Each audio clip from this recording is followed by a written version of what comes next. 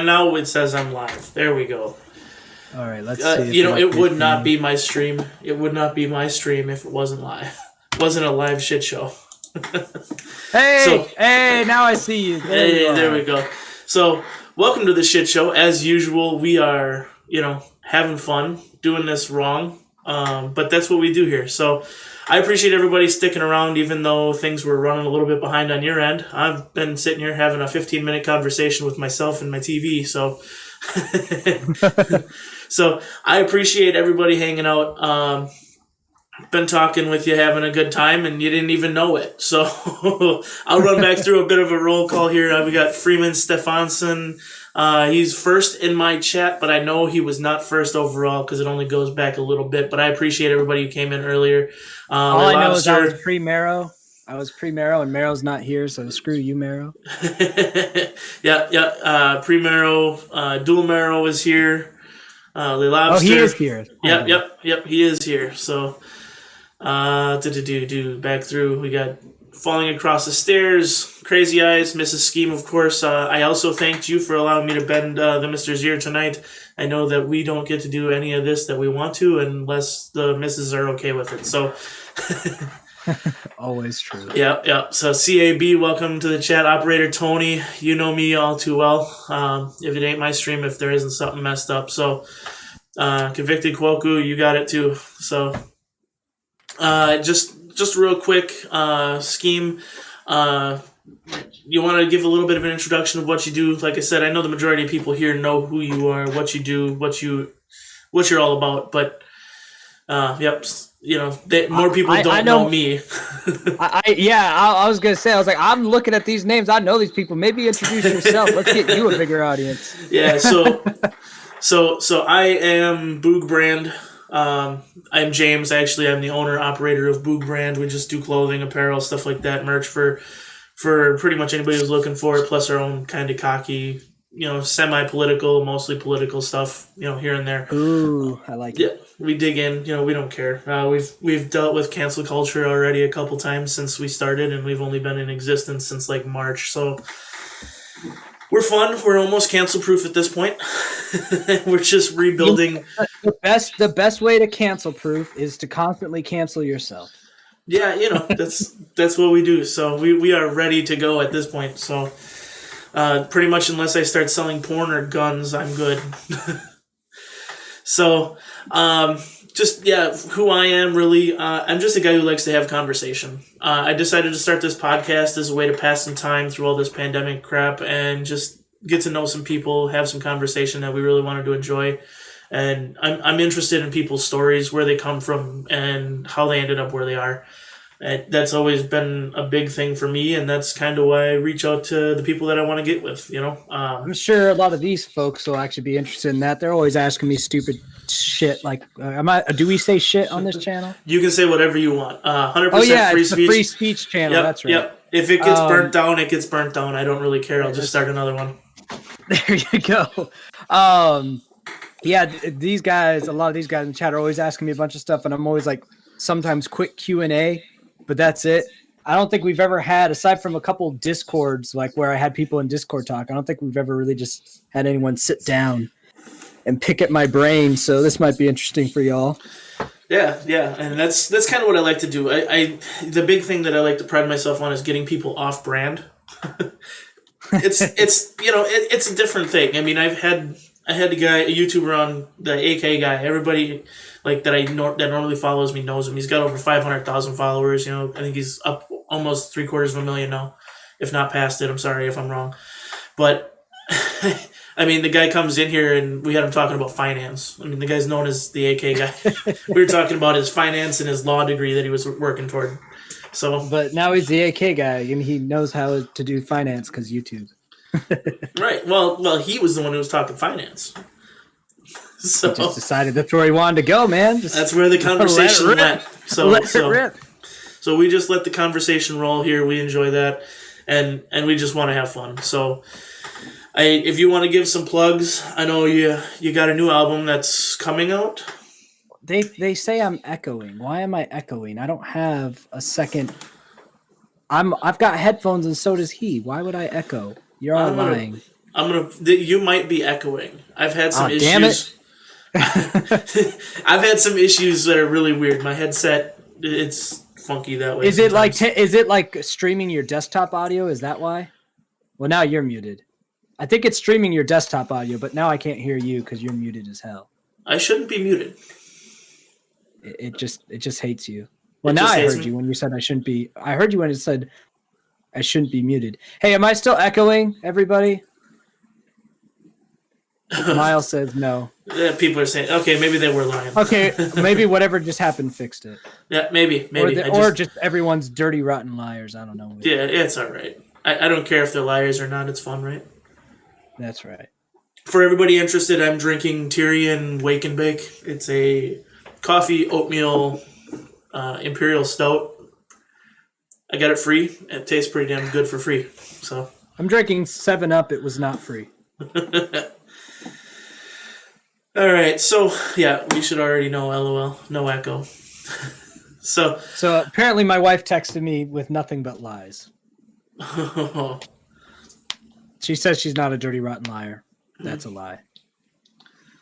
Well, we don't want to get you in trouble, so you weren't lying, right? All right, so I do want to just have a good, conversation and talk with you about, how you got where you are. I mean, I've seen your videos about the mask and why you wear the mask and the whole movement essentially you have here.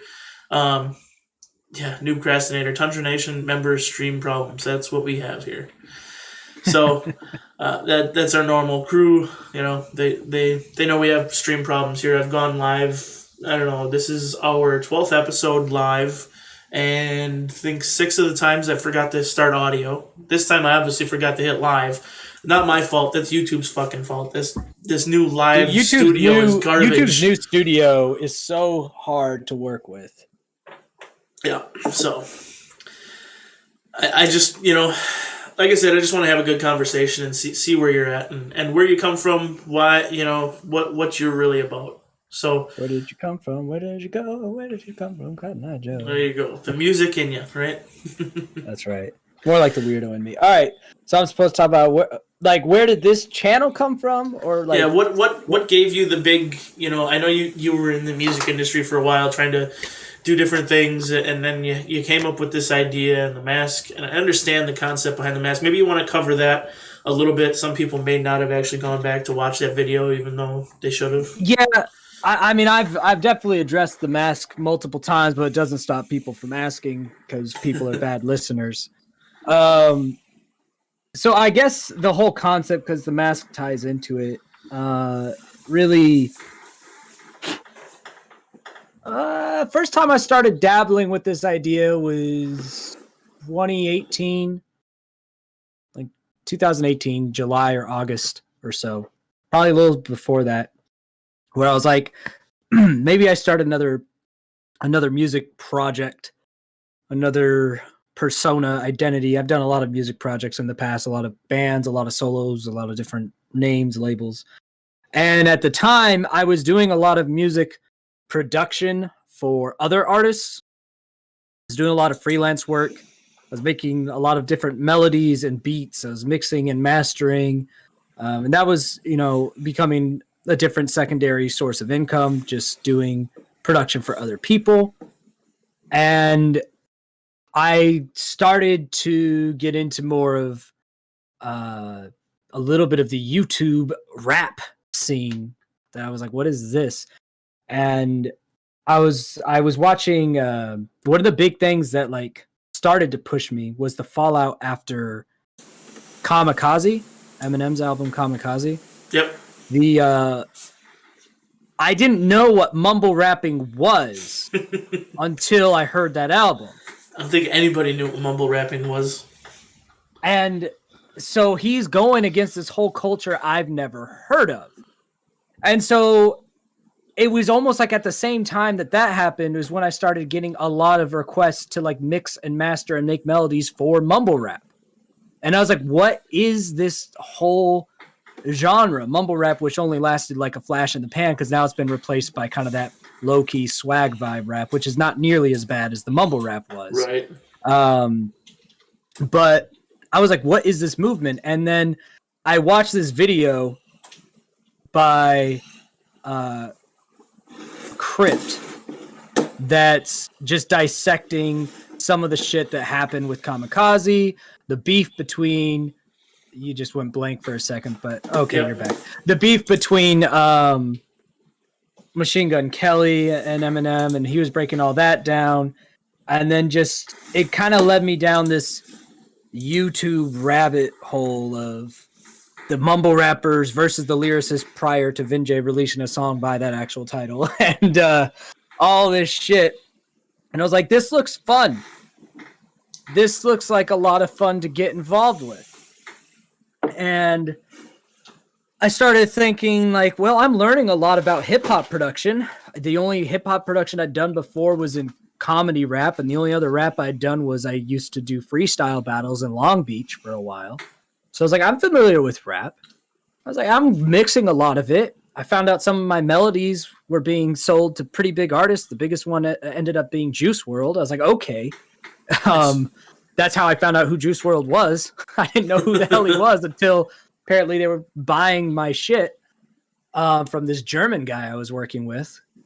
And I was like, I could get into this. And I remember I texted Mrs. Skeem. I said, hey, if I do this, I'm going to name myself Skeem because it's a play on rhyme scheme, but it also means to think in like Zimbabwe or something. And it like can mean a clan. So it could be about like a group of people thinking together.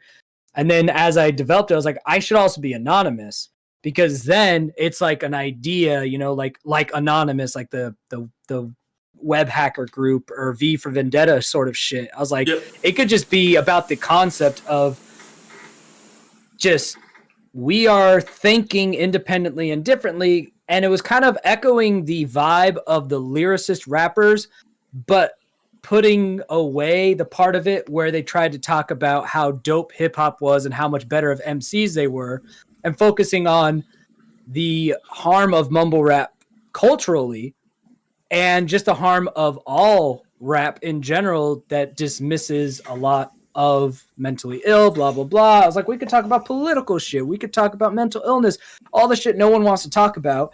And anything that people relate to, they'll see the crazy masked person. So It was a whole fucking thing.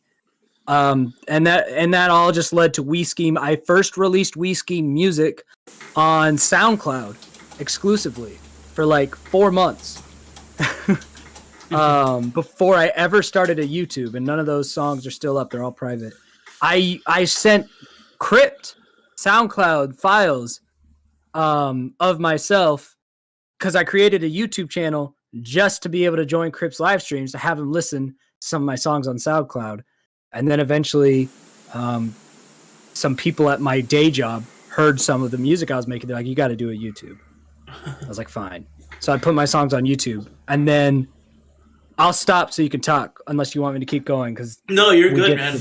You're good. I enjoy listening to the story, and that's, you know, the story kind of gives me ideas for questions, and I get to listen to your fans too, you know, talk shit and yeah, there you go. That sort of thing. That's good. So we'll get closer to where the We Skeem that you know today comes from. So I start releasing music on YouTube, just music. Crypt decides to do auditions for YouTube Cypher 2.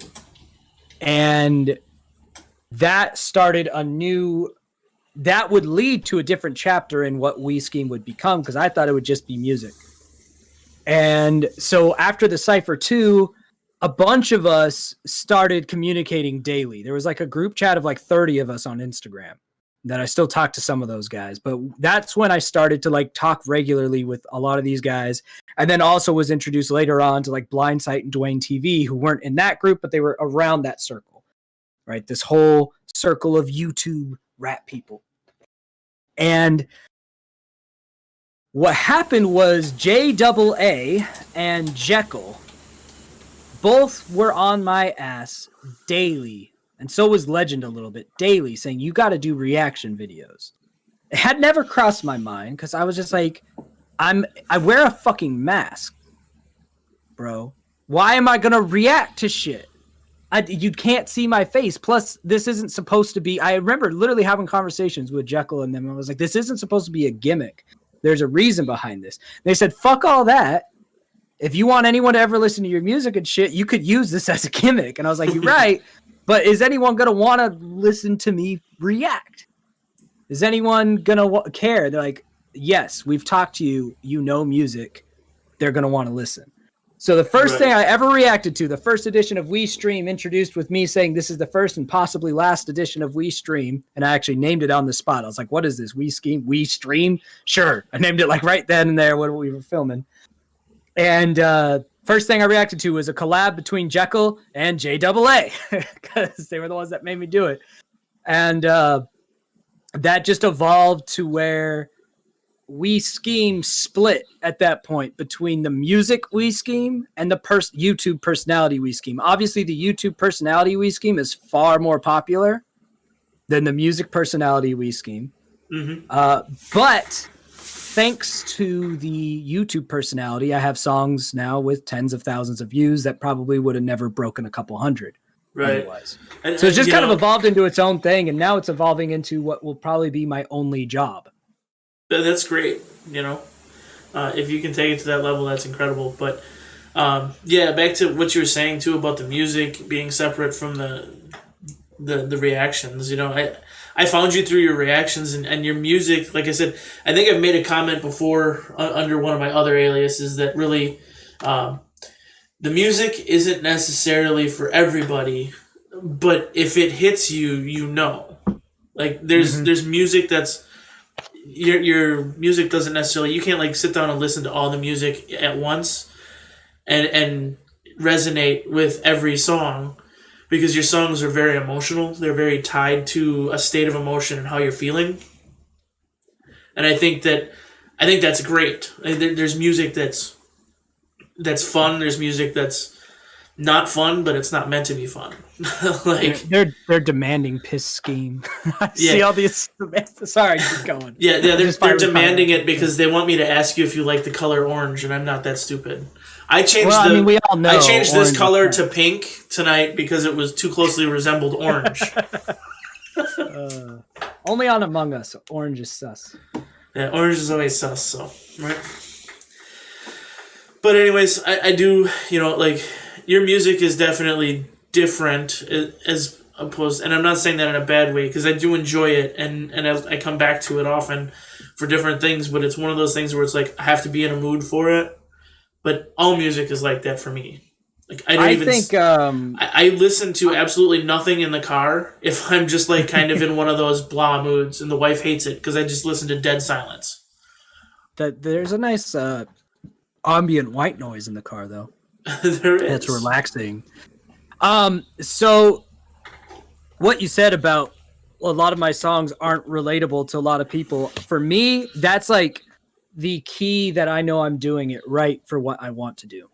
If I wanted to make songs that were bangers for everybody, I probably could. I would probably not be in the rap genre to do that because I don't have the right voice for it.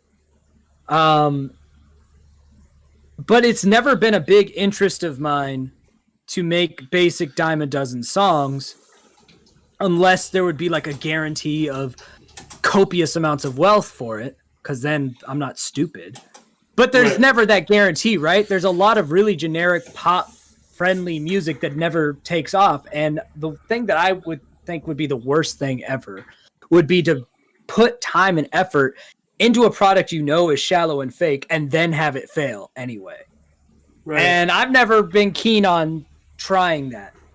So I've always made it a mission with my music to just be authentic. And I think music that's authentic, when you hear it from any artist, is not always relatable and it's not always enjoyable.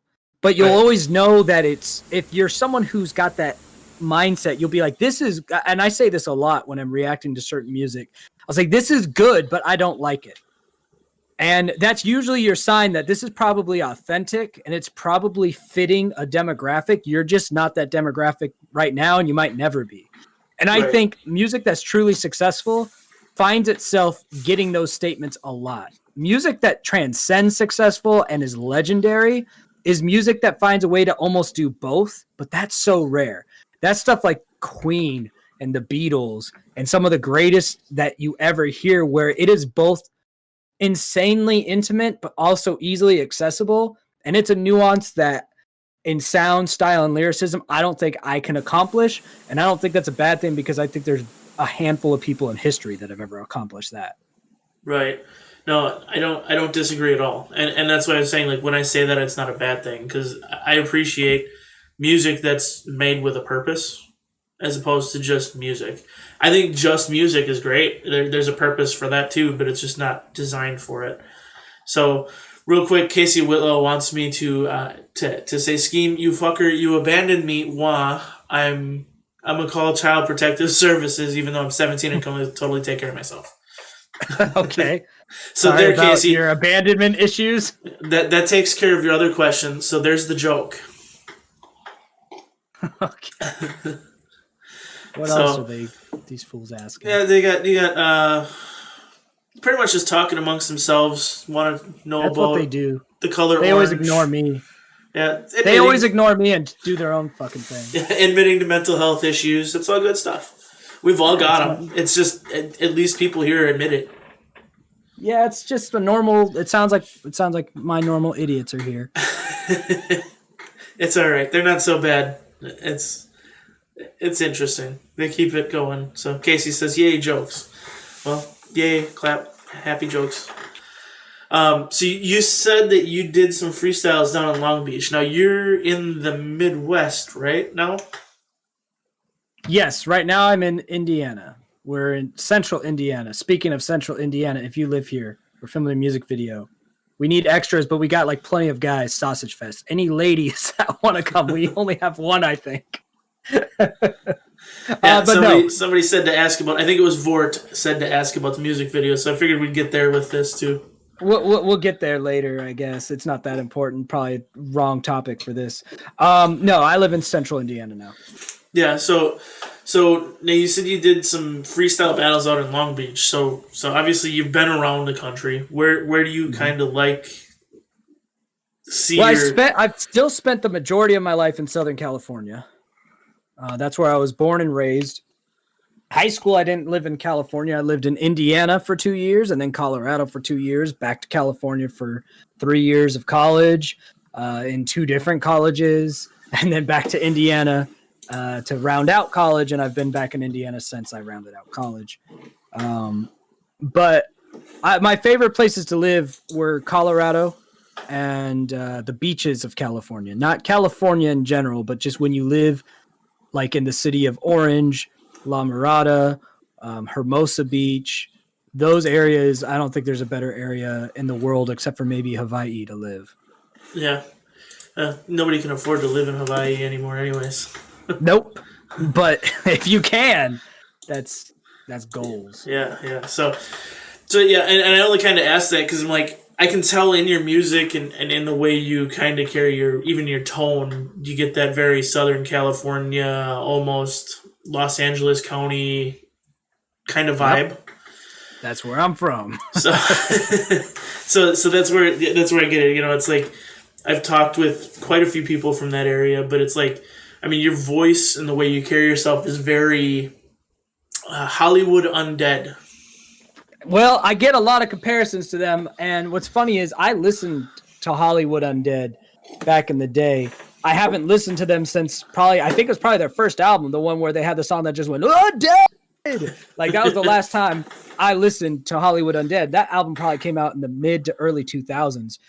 So I never had seen that band. I'd only listened to them. Right. I'd never owned one of their CDs. I'd only had songs of theirs that people gave me on different burnt CDRs. So I didn't even know they fucking wore masks until people said, "You sound like Hollywood Undead." I was like, "Oh, cool. I liked their sound." They're like, "You look like Hollywood Undead." I said, "How do I look like Hollywood Undead?" And then I looked them up. I said, "Holy shit, these guys all wore masks," and I never fucking knew it. So I definitely accidentally copped their style. I copped their musical style a little bit on purpose when I was making alternative hip hop, but I did not mean to cop their physical style, but I sure as hell did. Right. You know what?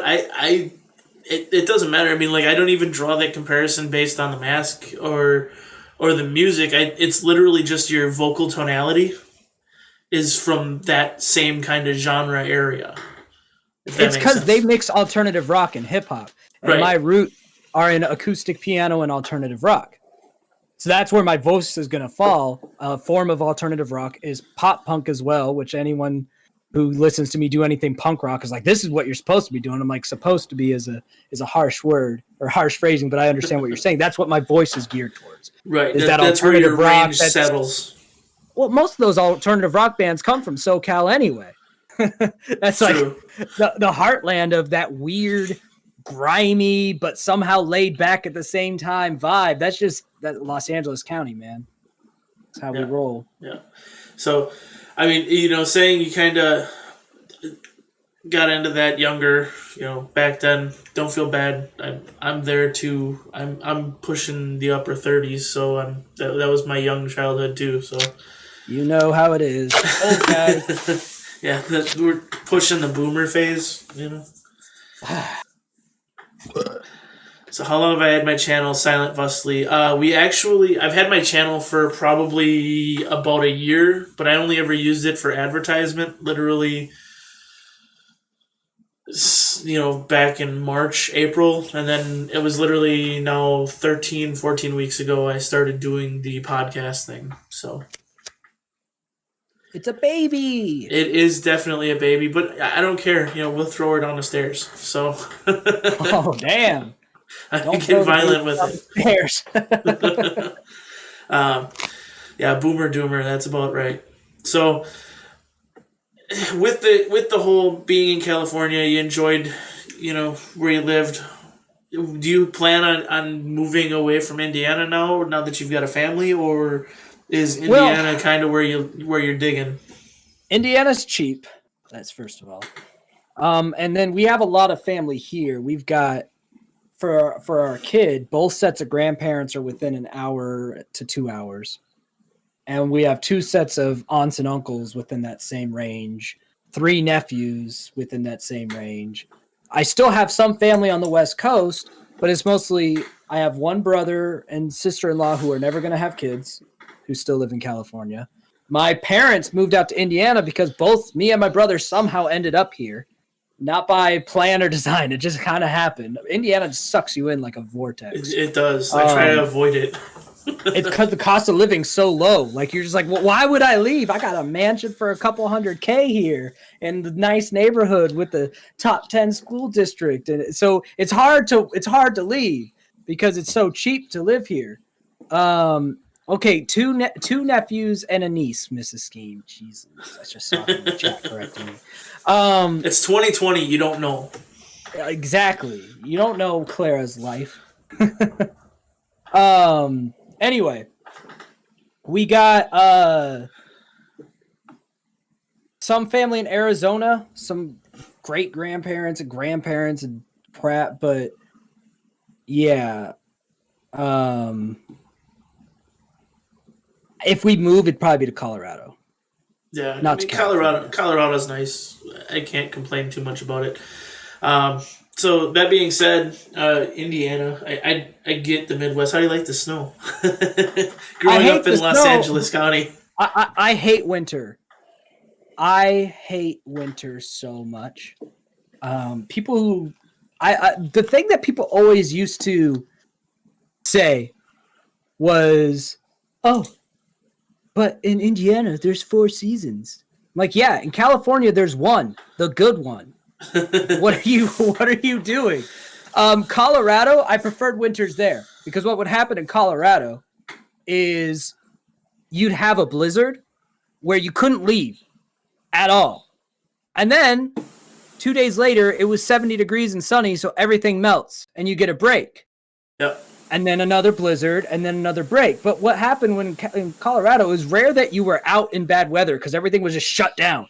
You must have been. Keep going.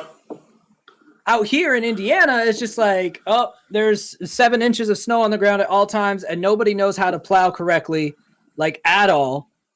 I don't understand Indiana not understanding roads. Every state around us is better at clearing out snow than Indiana. I hate winter out here. I could survive Colorado winters, even though they're technically harsher. I just feel like Colorado's more prepared for winter every year, so everything just feels normal.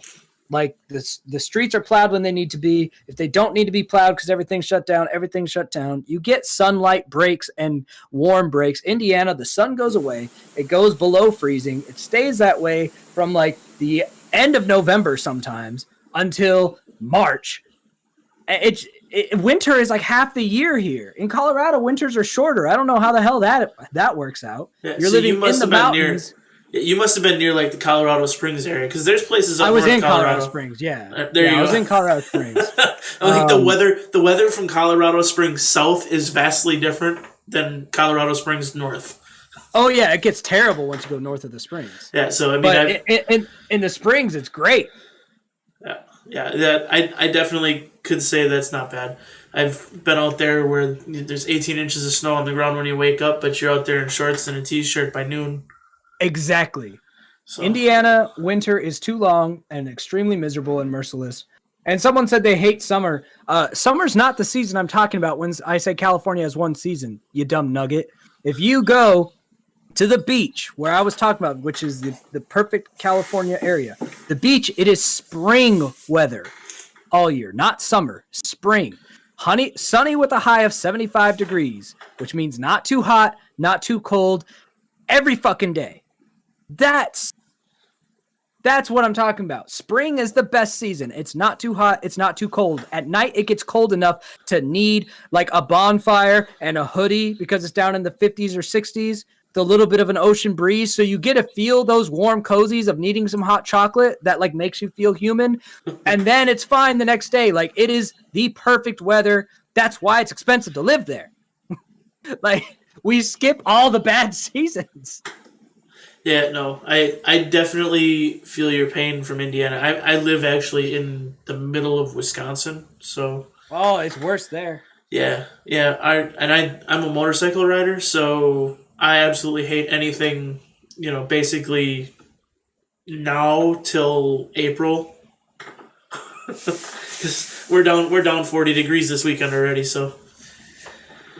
Loving it. First snow was this morning. I'm enjoying my life right now.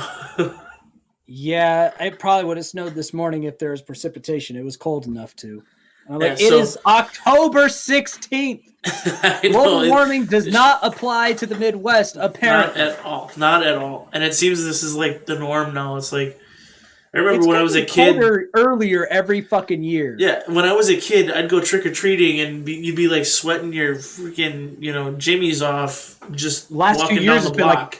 It's been like 20 degrees.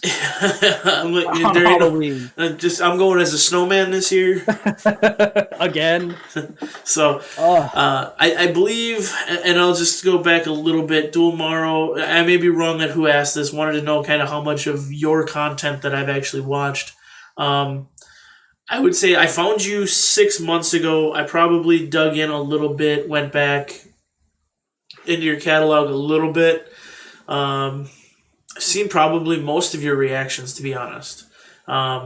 Music-wise, I think I've seen everything a couple times. And my favorite song of yours, I think, is actually Normal. I like the composition. I like the video. I like the glitching effects that you've done. The whole production is... It just makes you feel real. And although I've never had major issues with anxiety or depression, I have family who has. So it resonates with me, and I can understand that feeling. So that's why that is probably my favorite song from you. Normal was weird in that I wasn't expecting it to... I was expecting it, compared to my other songs, to be a little more well-received. Hence, I went through the trouble at that time to put a music video on it, some sort of music video, some half-assed attempt with very limited resources. But you know what? That half-assed attempt actually fit the whole motif of the song, I think, and it did good justice. It worked out. The glitch effect took me forever, but like I wanted it to only glitch me, and there was stuff that went into that. But anyway, it was interesting how well received it was. It isn't that well known, so it's one of those things that I think I'll repackage at some point into a more professionally done version of the same type of video. use the remastered audio that was on the album because the audio on the YouTube version is not as crisp as the album version. And I'll probably re-release another version of that sometime in the upcoming years if the channel keeps growing because of the way that people resonate with it. But it was one of the few times I think I've gotten close to that sweet spot we were talking about earlier, where it's both intimate but accessible to a lot of people. And I think that has less to do with my musical composition and more to do with the subject matter being more honest than I usually hear it talked about, which is why I wanted to make the song. Because usually when I hear people talk about anxiety or mental illness, it's from either a very woe is me perspective without any give and take, which I really hate. This idea of it's just everyone's against me, but there's no give back. There's no acknowledging of your own flaws in that. Or it's just a very much I'm the worst, blah, blah, like self-loathing, or everyone else sucks. Or it's like, it's super inauthentic. I have a couple songs literally just about how inauthentic it is, especially in hip hop, where you could just tell by the words they're using or the examples they're giving that it's not something that's personally experienced by them.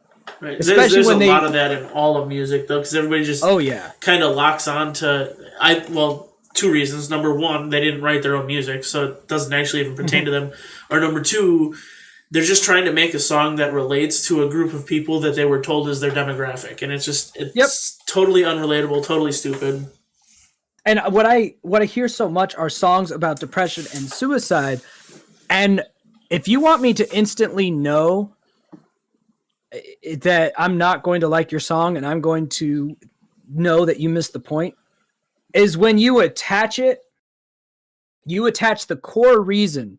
Not a reason that's impacting or making this worse, but the core reason for your depression and or suicidal thoughts or whatever are an event external to yourself, then I know for a fact that you don't understand what I understand. Because the fact of the matter is someone suffering from anxiety or depression, external stimulus can make it worse, but it doesn't cause it. Right. You don't become suicidal because something bad happened to you. You can temporarily become suicidal because something bad happens to you, but you don't deal with constant suicidal thoughts because life is hard. Otherwise, every single person in third world countries would be suicidal 100% of the time because their lives suck all the time. But that's not how the brain works. And whenever I hear a song that attaches mental illness with bad things happening, I already know that I hate everyone involved with that song, unless the song isn't making a claim to mental illness. Some songs are just saying, I'm having more common in country music, which I don't generally like, but some songs are saying, I have these emotions because this is happening, but they're not saying like I suffer from depression or I suffer from anxiety. They're saying I'm upset because of these things. A great example is Crypt did his song like the worst day ever or whatever he called it, where he never said he had separate moments when he talked about his struggles with depression and stuff, but he never attached it to being because of this stuff happening to him. And that's when you could see that difference of this is someone who's experienced it versus songs by artists I won't name here who basically say, I am suicidal because this girl broke up with me. And I'm just like, fuck you. And fuck all that, and stop glamorizing suicide as a sad emotional response to external shit, because that's not what it is. Anyway, soapbox departed.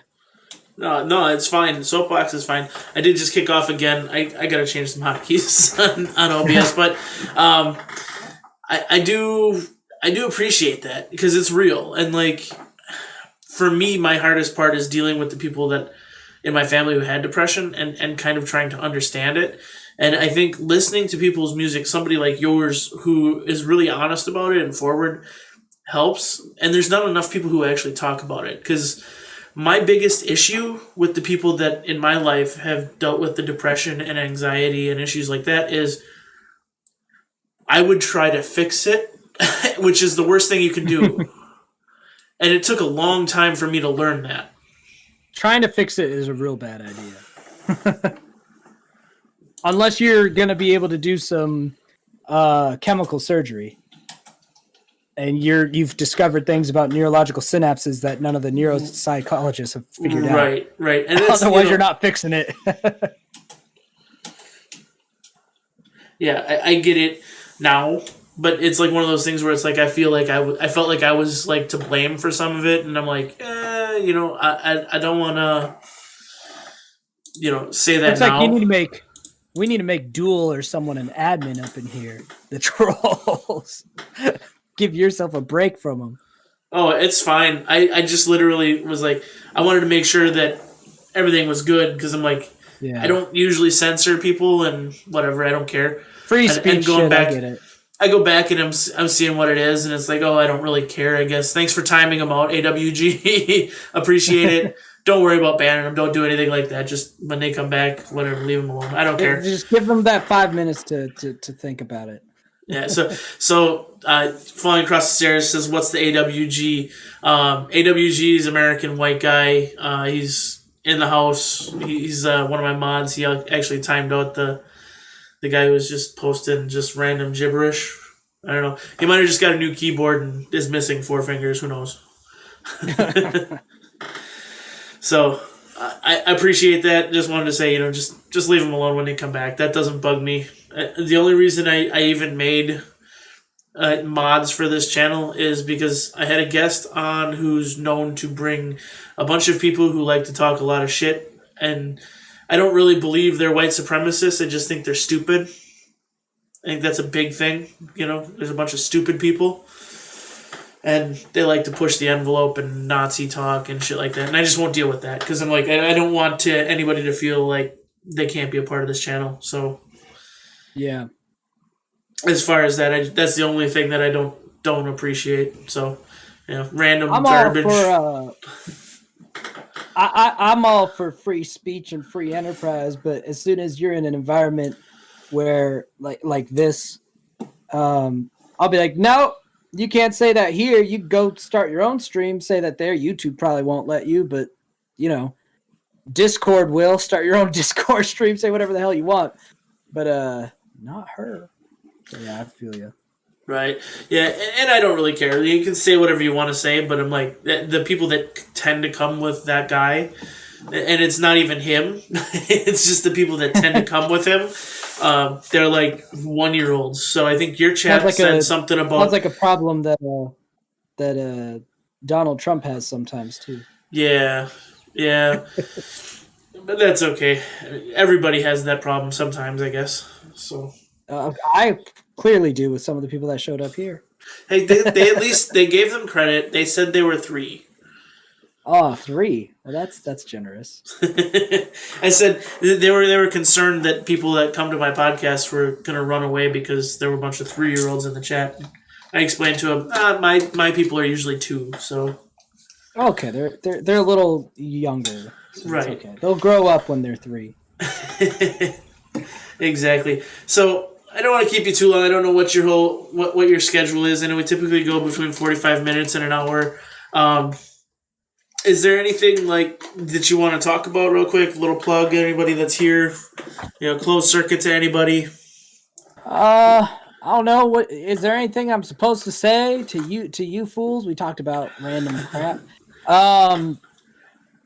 No, I mean, obviously right now the biggest thing is Once Upon a Loser is my album. That's releasing December 1st. The pre-orders for that started. We're filming a music video for it next Saturday for one of the release songs, Hit Me, is getting a music video thanks to the channel sponsoring that. The donations from the channel, I should say. Kaz and Jazz wants you to plug Coldest. He's not getting anything. They want you to plug Coldest Water. Plug the Coldest Water. They're all yelling Coldest Water. Coldest Water is great, but I just plugged that in my video. I'm plugging my own shit here. Right. They ain't paying me to plug it here. I don't have the affiliate link. Coldest Water is dope though. Like off the plug record, I'll still be interested in their products long after they've stopped sponsoring me. It's like Yeti, but a little bit cheaper. So I'm all. I like that they make like a gallon jug because I drink. Right. I drink a ton of water throughout the day. Yeah. So I think, need that. I think and I can't say because I've only used the one size, because I've noticed with my Yetis, different sizes have different experiences in like how cold or hot they keep stuff. I think my Yeti is slightly better at temperature control, but I'm trying to think of a situation, like a real life situation, where it would matter enough to justify the fact that it's about 30% more expensive. And I haven't really yet. So I think I'm pretty much going to be buying their stuff anytime I would have bought Yeti from now on, because it's just like, it's $20 for the same size that I would get for Yeti for $30. And I think the Yeti might keep my stuff colder like an extra hour, but we're talking like an extra hour on top of it was already cold for like 12 to 16 hours. It's like, what are you going to really do with that other hour? Exactly. If you haven't drank it in the 13, 14 hours leading up to that's it, your own fault. Get some new fucking ice. It takes less time to make ice in the freezer. Exactly. So I've actually been I was worried when I first got it that it was going to, it was just going to be shit, because I was like, they're sending this to me, but I use a lot of the best type of water bottles. This better not suck, because I'll say it sucks. And I was very thankful that it was like right on par with the best ones I've used. So I was like, oh, good. I could actually vouch for this product. But I wasn't even supposed to be doing a coldest plug, but here we fucking are. Here we are. You know what? I don't care. It doesn't matter. They do good products. I said doo-doo for anybody's... Doo-doo. There you go. Doo-doo. I've seen their stuff. I haven't bought anything yet. I may, but even, you got to think the bigger cups. It's literally thermodynamics. It's going to take longer. Well. It's going to take longer to warm it up, so your ice is going to deplete faster at the beginning. So it may hold it longer, but you got to replenish the ice when it's cold. Yep. My bigger Yetis, the ice doesn't stay as long, just like you said, because there's more liquid to consume the ice up. Exactly. So. That's the issue. But it still stays cold. That's the thing. Right. It's like the ice might melt, but it still be cold as hell. Right. So I went back into the chat. Lil Lobster says Tyler A was your first unofficial sponsor. Denise wants to know, though, who is your favorite Robin? And I know why she's asking this now that I asked it. I just read it. So the Jason Todd shit. Dick Grayson is my favorite Robin. I know that Jason Todd, he became Red Hood, but didn't Dick Grayson become Nightwing? I could be wrong. I don't fucking know Robins, because Batman's cool and Robin's dumb. I honestly, as far as comics go, people probably hate me. I was into Daredevil. That's pretty much it. I always got more into Marvel comics than DC, and the DC comics I read, I was the one person reading the Superman comics, because I always found those very interesting, because they had to be creative, because it wasn't always him struggling physically with his opponents. A lot of times it was just struggling with moral dilemmas, because he could do whatever the hell he wanted. So I read a lot of Batman too, but not the stuff usually that was heavily Robin based. Right. But Marvel was where I read most of my comics, like almost all of them. I liked the DC cartoons, not really the DC comics. Yeah. I guess I was a little bit... I liked the storytelling more from DC. I think that I get the whole thing. There were a lot more, especially like you said, moral dilemmas in like the Supermans and even in like the X-Men stuff. But well, X-Men was Marvel. Yep, no, that's what I'm saying. Like there was more of that in the Marvel universe. Yeah. But as far as I just like the stories in DC. I guess I was a little darker. DC's always been all dark and twisty. Yeah, sure. My first graphic novels I ever got into were like Steve Niles, The Guns, Drugs, and Monsters. That was it.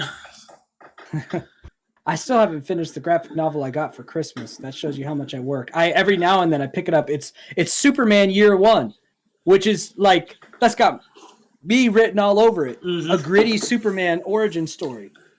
Getting the Batman treatment, because Batman Year One was awesome.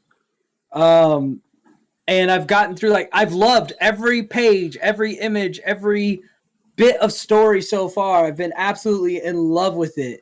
And I still I work so much doing YouTube and another job full time and having a kid. So I really need to find time to read that. I've loved it, and I've gotten like halfway through. No, I get it. I get it. I understand that. I mean, I'm doing a full-time job. I'm running this business. I'm now doing this YouTube thing. I've got 2 kids. Life sucks, man. It comes at you fast, beats you up, kicks you down. Right?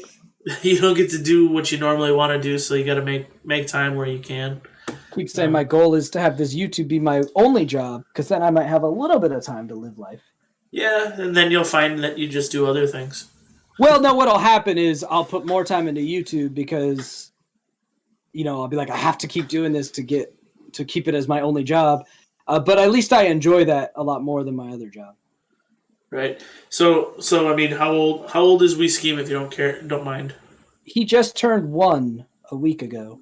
Oh, congratulations on breaking 1. Just We when you kept think him it's alive over, at it least a kicks year. back. Yeah, the first year is always the hardest, they say. But I say it's when you got a second one and then one of them's 3. That's when it gets difficult. Yeah, we're looking across the lane to the second one probably in the near future, because that's one of the things that we want to kind of abuse my current company's health insurance before the second one, because that makes having a kid a lot easier. Yeah. So Yeah, our second was 6 weeks premature. If it wasn't for insurance, I'd be shooting people in the street for money right now. Exactly. So we want to make sure that one is on its way and out before I quit the day job, ideally, unless, the YouTube algorithm just said, hey, guess what? I feel like sucking your dick today. And all of a sudden we have like 1 million subscribers. Then I'd be like, fuck you, work. I'll pay for my own health insurance. Right. I could swallow that. At that point, I could handle that $1,400 a month to get good health insurance on my own. Yeah, the cost is absolutely ridiculous. I'm hoping that we see something in the next year or 2 that changes that. But it's interesting how unaffordable the Affordable Care Act ended up being. Absolutely, and it just took away the competition, and it's ridiculous. It just fixed all the prices to everything is expensive now. Right. So now there's truth in pricing, and all they did was just said, okay, fine, we're just going to charge $16,000 for that. That's blood work. The truth in pricing exactly. It's all expensive now.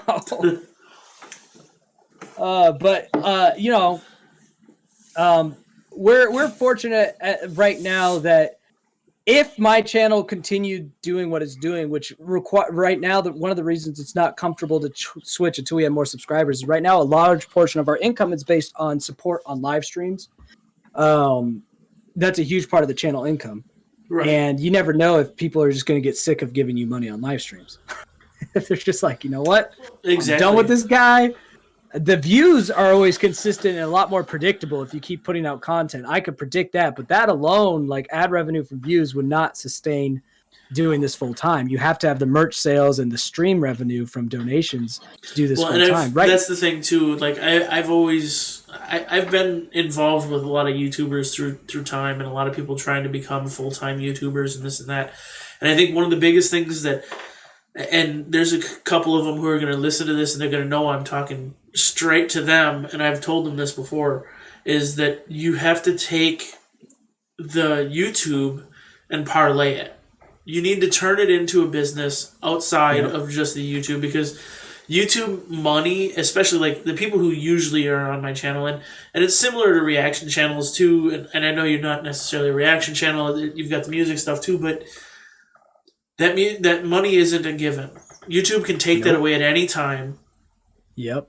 And if you're not outside of YouTube, and I'm not even saying Patreon or this or that, but delving into other things, the people who are really truly successful, they've diversified their businesses out, and they're doing their own merch, they're doing their own stuff like that. Well, you see that like Crip just launched with a bunch of people that indie Amplify site. That's absolutely incredible. That mindset. He took that money that he was getting from YouTube and put it into something where he's in control of it now. Exactly, and that's what you have to do. You have to control your own destiny, and not let YouTube. As many people that sit here and piss and moan about I'm demonetized, I'm this, I'm that. I'm like, I'll never monetize my channel, because this is, for me, this is an opportunity for me to just sit down, talk to people, have good conversation, and advertise my business at the same time. That's all it is. Yep. And that's all I think people need it to be. But like you guys, the bigger YouTubers that figure that out are the ones that they stick around no matter what. Yeah, 2 big goals for the channel before I go full time I have a goal in mind for viewership and subscribers that would make it more steady, less reliant on live stream donations. But the other thing is having enough money in the bank that if the other things that drive revenue to the channel, my own merch, my own music, the stuff that's outside of YouTube, if that tanks, you need to have enough money in the bank to survive while you try to fix it. And if you can't fix it until you get, a normal job again. Right? So I think a lot of YouTubers, they just see the money coming in now. They're like, oh, I could live off of this. And then all of a sudden, 2 months down the road, if something happens, they get a channel strike, they get demonetized, something else. They didn't even have a contingency plan or any other stream of income.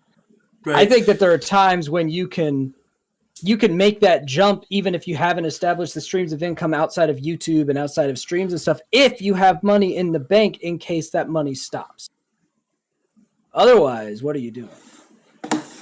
Yeah, I mean, that's a big thing for a lot of people that they just don't get. It is being able to cover that time frame, and you don't know what the time frame is going to be. Nope. Like for us, even with our business, we just went through this whole cancellation where our payment processor literally sent me an email at 9:30 in the morning on a Friday and said, "We're sorry, we just can't handle you anymore. We're done." See ya. And walked off. And literally the only way anybody could buy anything from our store was through PayPal. And I didn't even have PayPal activated because PayPal. I didn't even have PayPal activated because I hate them. I hate them as a company. I hate their ethics. I hate what they do, how they handle things. So they're very unethical, but I use them because convenience. Right. Well, and especially in your situation, if you're taking donations, it's a hell of a lot better than paying 30% to the coffers. Well, luckily Streamlabs does it. You could do PayPal or credit card. So a lot of it comes through credit cards, and Streamlabs doesn't take a cut of that. Only the credit card companies do. Right. Streamlabs is really cool about that. I don't know. Streamlabs affords that through people buying their premium stuff like streamers and stuff. It's just really cool because they absolutely could charge a fee like YouTube does. They just actively choose not to. Right. The fee I get from PayPal is actually more steep than the fee from the credit card companies. Yeah, and of course, PayPal's a virtue signaling company, which makes me hate them automatically. Right. The North Carolina shit that they did, one of my songs that isn't as well known unless you've bought my album because it's not public anywhere else, except for one video on my channel that has my whole album on it. It's called JK Elemental P. And in that song, I bombastically rant about the crazy parts of the LGBTQ plus community. And it's mostly satire. Most of the things I say in that song, I don't mean literally or I don't agree. And I don't agree with literally. But one line in that song that was very fun that not a lot of people picked up on is I was yelling at someone and I end the bar with "Look, North Carolina." And it's a reference to PayPal shenanigans in North Carolina where they said, hey, we're not going to build this new headquarters that we had planned in North Carolina because North Carolina passed laws we determined are discriminatory against trans people. They weren't, first of all, discriminatory laws. Secondly, okay, that makes sense. Let's see if your business track record follows that passion for the LGBTQ+. Because if it is, then that's fine. You're a private business. Right. However, their main headquarters, a lot of them are in Saudi Arabia, where being a woman is one of the hardest things ever. Being gay is still against the law. Oh, so yeah, they'll throw you off the roof over there. You're going to sit there and tell me that you're not going to build something in North Carolina, which, by the way, cost tons of jobs, people who had already signed on to be contracted to build and work there, cost tons of American jobs, tons of them, really hit that whole state hard. And you're going to say you're doing that because of your virtue to support the LGBTQ+, and everyone eats that up, even though you have headquarters in Saudi Arabia, where it's not even legal to be part of the LGBTQ. You can go to fucking jail or just get, it's, what the hell? And it's because they wanted to build it somewhere where the land was cheaper, but they decided to take it as a chance to manipulate the retarded portion of the left wing. Right, and it's not even just that. There's a healthy group of them. Yeah, there is a healthy group of them, but they literally, and they know that people don't read past the headline anyways, So nobody's ever going to dig into it. Nope. It, The rational people in the left will, and the rational people on the right will. But both the left and the right have the very vocal retarded sectors. Oh yeah, I think I get where you come from on that. I know where your stance is, kind of political centrist, and understanding that, and I appreciate it, and understanding that there's people on both sides who are just completely fucking off the walls. And I mean, you talked about the right wing idiots earlier in this stream, the morons who are somewhere between white supremacist and just stupid. Right. Yeah, and that exists on every side. Both 100%. sides, yeah. I don't even say Antifa both sides anymore because there's. It's like, yeah, we're a 2-party system in this country, which in itself is a problem. But there's like, I just say there's like this outer circle of people. It doesn't matter where you fall. There's a bunch of people that are standing on this outside. There's like, I'm not on the left, but I'm still extreme. Like, I don't understand this. I think that's just. The human desire for nonconformity is strong, and it just depends on the person you're talking to. But if you have the desire to be a nonconformist, then you will deny your conformity with a passion. Right. So that's all that is people wanting to be nonconformist. People want to be unique. It is an innate desire that comes with comfort. I should preface with that. If you're not comfortable, you don't care about being unique. But once you're comfortable, so that means once your essential needs are met, new mental problems establish themselves. So if you have external physical needs, hunger, shelter, worry for safety from danger, impending threats, mental illness usually actually won't occur very often because the way the brain's desired, it's going to hyper focus on that survival, and you're not going to have time to suffer from manic depression or anxiety. One of the consequences of comfort in life is mental health deteriorates. And one of the ways that manifests is in defense mechanisms in which you feel like there needs to be urgency because your body wants to survive. And one of the ways that urgency manifests is the need to be unique. It's different in different people. Some people, the need to be accepted. Some people, the need to be unique. You get a new need since survival is no longer a need. Yeah. And I get it. People don't even understand this about themselves.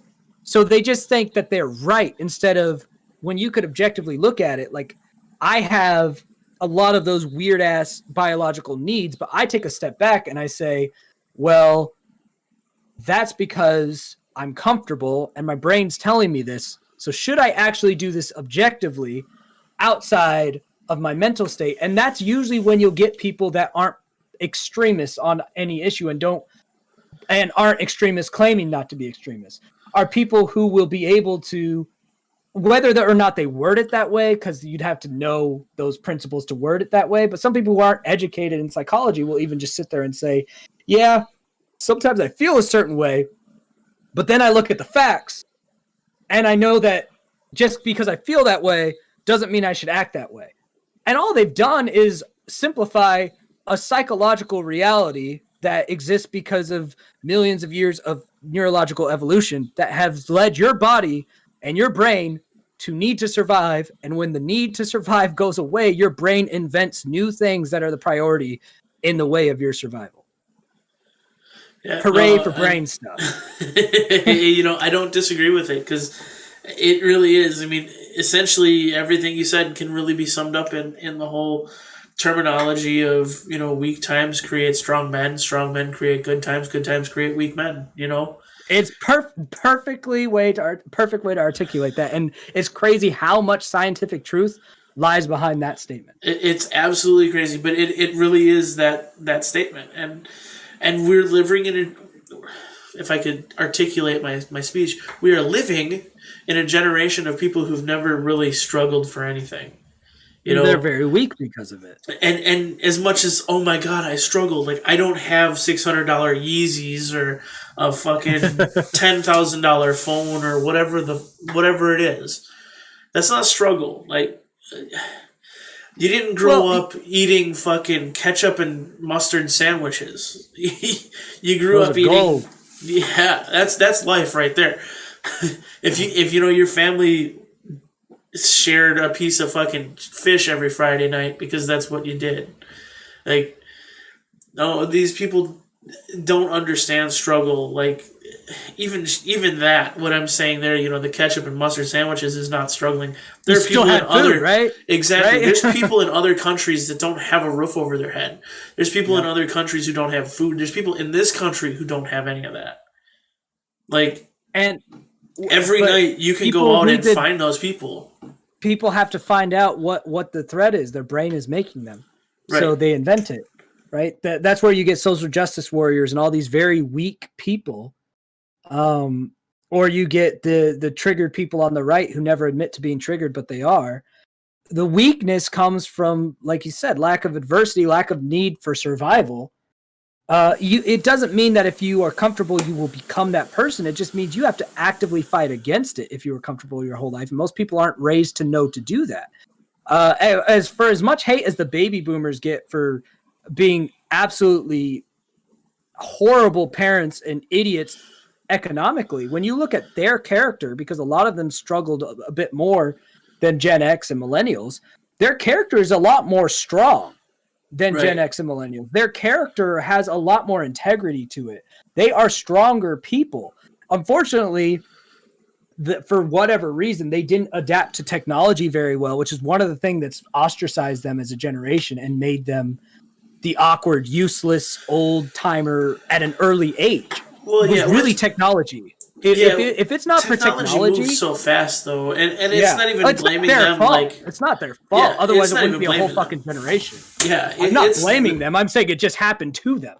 Yeah, it Right? just literally it did, as things advance and as things go further forward, I really think we're gonna see the same thing happen to us. The millennials, Mm-hmm. the early millennials, especially. Look at The early look at millennials are video already games. getting left behind by Gen Z kids. Yeah, I mean, it's absolutely insane how fast technology moves. And people literally are to a point where, unless it is literally adapted in you from the very beginning, and unfortunately it is for a lot of these kids. I mean, you see these 3-year-old kids running around and they're literally face into a tablet or into something. And My 1-year-old's favorite thing, no matter how much we've tried to keep him away from it, we have an Amazon show on the nightstand for an alarm clock. He will crawl across the house straight to it to just slide the screen. And he yep. can turn on and off the bedroom light. He's learned how to slide it. And he's one. He doesn't know anything. Yeah, my 3-year-old daughter knows all my passwords to her tablet. Yeah. And Like, I've no changed one's them, done teaching them pins, this. done this, done that, and she's just like, "Oh, this is gravy here." Yeah, no one teaches this, but Silicon Valley designs this to be intuitive. And so it's literally designed for a child like mine, which I'm not technology phobic. I think you have to understand brain development and make sure your kid uses a healthy amount, but I'm not scared of the technology. I think it's great. I think it's going to propel humanity Right. forward. I think you But need to be respectful of it and understand it, and like exactly. you said, and not just use it as a babysitter. And I think that you're right, though, that if our generation has the chance of, and Gen X has the chance of falling behind like the boomers did if they're not actively engaged in it. And the boomers, I really think, would be strong leaders of this country instead of mock leaders who are making ill-advised decisions if technology didn't surpass them so quickly. And Right. it's making it tough. And I really think it needs to make us make some changes politically. Frankly, that I think a lot of them shouldn't be in leadership because the world runs so much on this technology. They don't understand that if they haven't kept up to it with it, it's not like it was in the 90s and the early 2000s where you could just say, oh, that computer stuff's for the kids. No, if you didn't keep up with this, you should not be in charge of anything. Whether you like it or not, you're not fit to be in those positions if you don't understand how the world runs today. And half of our Congress people and politicians don't even fucking understand how the world runs today. They don't, and I get it. It's bad. I've said it probably multiple times, even on live stream, that I don't care if you're left or right, Republican, Democrat. I think we need to send a message to people in office. And if you're sitting right now, you should not feel safe. If your name is No. on a ticket, we should literally vote you out, period. Plain and simple. There's no It's a reason cl- that it somebody should literally be used in to be there a for poll. fucking 50 years. What is with the no term limits on Congress? Well, You well got the Granny fact of the matter Mildred is, running the country. the fact of the matter is people don't even realize like where things started. So Congress and public office was never meant to be a career. It was No. meant to be something that Public it was a service public that servant. you go back to Exactly. work afterwards. You started. You're working a job, and then you do this. You go into it, and you do the Congress thing for 4 years, and then you go back to your And then job. you go back to your job, and it's supposed to be like a similar wage to what you made. You're doing a public service, and then you Exactly. go back to being a civilian, because without that rotation, you become detached from the issues. You lose touch with You the see people. Nancy Pelosi talking all the time. I know these people. I represented them for 32 years. I'm like, that's why you don't know them anymore. You haven't been in the private sector for 32 fucking years. Right. The people that you represent are dying. You don't know the world around you. I'm not saying old people can't be in politics, but we need to rotate everybody all the time. There should not be a career politician. Well, That and I shouldn't think, be a thing. And when they take pride that I've been doing this forever, if anything, that makes me concerned. The only career positions in politics need to be with foreign affairs and military. exactly. That's it. Yep. Domestic should not be a career position. Exactly. And I 100% agree with that, because it really is. It's disturbing how many of these people are career politicians. But I think part of the problem there too is how little of the youth and how few people are engaged in the political atmosphere in a level that I actually want them involved. Yeah, apathy and disenchantment and ignorance are rampant. So, David's got a good question. To kind of segue, I was going to say, David, and I don't know, this may be an older question or a new question, but David actually from earlier asked a question about what your biggest challenge is since taking the We Skeem persona. Yeah, I saw that question scrolling through. I thought that was interesting. Challenges, I mean, just the general filming. Filming is tough. Putting on a suit over a suit. Vision's impaired.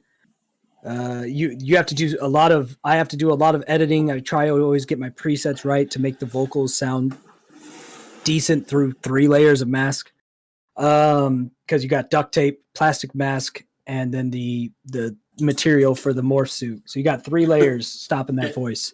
So you have to really boost the trebles, and it's a pain in the ass. So the practicality of wearing the suit is one of the most difficult things. And then just the anonymity part. It's not like I need to be anonymous. I've done tons of public things as my normal self. They weren't this successful, but the point was to try to make them this successful. And a lot of the stuff I talked about and did was similar. So I don't have anything to hide, but it's such a big part to my character that if I ever showed who I really was, I want to be in control of that. So there's so many different accounts and little things that I have to like make sure it stays anonymous, make sure that there's no picture where my reflection is showing in something, or make sure that when I have payment sites set up, none of them have like fucking my actual name on it because this company pays me legally, so they have my information for taxes. Like that is in itself a full-time job, right? To stay anonymous. And it's hard to stay motivated to stay anonymous because I don't care about being anonymous. So that's one of the reasons that I'm like pushing for this goal. We'll get a fucking face reveal for this goal, because then once people know who I am, even if it's only in one video, I don't have to worry about the rest of it because I've already leaked it at that point.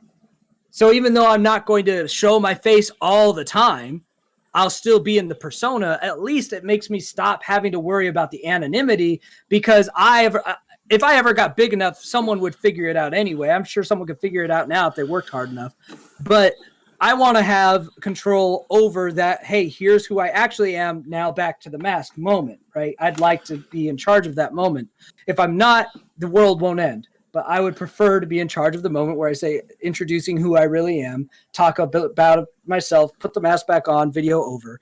But that moment will be great because then I don't have to worry about an accidental reflection or a name slip. Or it's a lot. That is the hardest thing. Yeah, no, I can understand that, especially just with what you're doing. But I think it's intriguing always not knowing. There's that layer of mystery.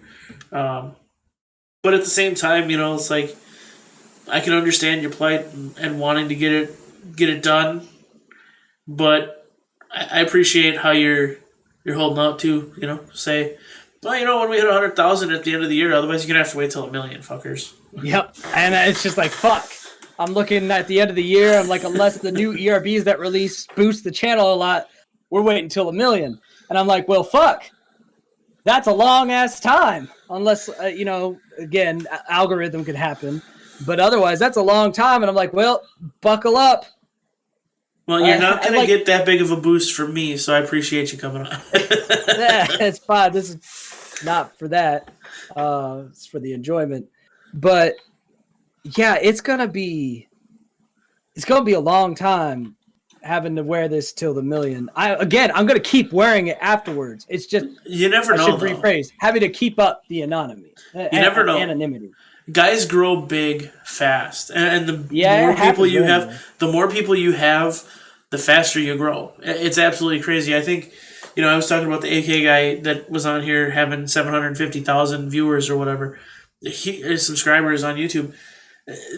4 weeks ago, he was just over 500,000. Yeah. He hasn't hit anything algorithm-wise. It's just he's got that many people. But he literally, when he was back, I started following him when he had like 12,000 followers, which was not that long ago. But he hit a video, and it hit, and it just went fucking apeshit, and now he's where he is. It just takes one video. It's just that one video. Well, I mean, one video is what got me from 1,000 to 20,000, and then it was pretty just slow, steady, increasing 1,000 or 2,000 every month. And then I had another video this year, a Tom McDonald video that jumped me another 10 or 15,000. And you just you keep waiting to break that glass ceiling a little more each time. And right now we're back at that. Okay, we might, grow another 1,000 this month again in October. Right now, I'm like, come on, give me another one of those videos that gives me another 10 or 15K. Let's go. I just need a Trump few versus more. Joe Biden. That'll be. That's coming out in like a week or two, and I'm like, come on, Trump versus Biden. I'll get to rant about my political centeredness with an ERB. If that'll bring new faces, I'm like that one. Right. Give me another 10K from that craziness without Susan. Get with Nice Peter. Make sure you get a little heads up on when it's dropping and don't miss it. Well, Nice Peter and I don't talk, but Epic Lloyd, not because we're on bad terms. We just don't talk. But I'll DM Epic Lloyd. That's right. Yeah, the NP issue. Oh yeah, that was funny. I'm like, okay, go, hooray for memory loss, Nice Peter, denying that you know who I am. I honestly think the reason that Peter didn't think he knew who I was is because I think he only thought me as a reaction channel, but Lloyd was probably like, hey, check this guy out. Had him watch this video that was a song, and he was like, oh, this was actually fine. I'll comment on it because Lloyd likes this guy, wants to keep amping him up, and then completely forgot about it because I would have done the same fucking thing. Right. Like, I've done that. I've left a comment on a channel that I enjoyed something that was a smaller channel because I was like, oh, they'll like this. If they talk to me in a video like later, I'm not going to remember it. So yeah. I don't think it was anything like that deep. I just thought it was really funny. That's why I put it in like my diss against myself. But Lloyd and I, we talk not frequently, but we DM each other every now and then on Instagram, and we FaceTime before, so Lloyd's seen my face. I'm gonna ask him. I don't know if he'll do it because Pete is a lot more protective of that stuff, and he wouldn't. Trying to get that sneak peek. Be like, can I have a link early so I could pre-record this and just drop it like right a fuck away? I don't think he'll do it because he knows then he'd have to do it for a lot of other reaction channels that ask him. Right. Because they would be pissed if I was the only one that got it. It doesn't mean I'm not going to ask. I don't think I'll get it. And it's fine if I don't release it just on time because I did the same timing with Joker versus Pennywise. and Oppenheimer and Thanos, where I released it like right about 12 hours after they released it. So people are still really hitting it, but the other reaction channels have probably already popped theirs out. Yeah, as far as reaction channels, I mean, I think if you hit it within that first like 3 days, it seems to be you're good. Pretty good algorithmically, but it, you know, that's where the sweet spot is. I'm people definitely are just getting into it.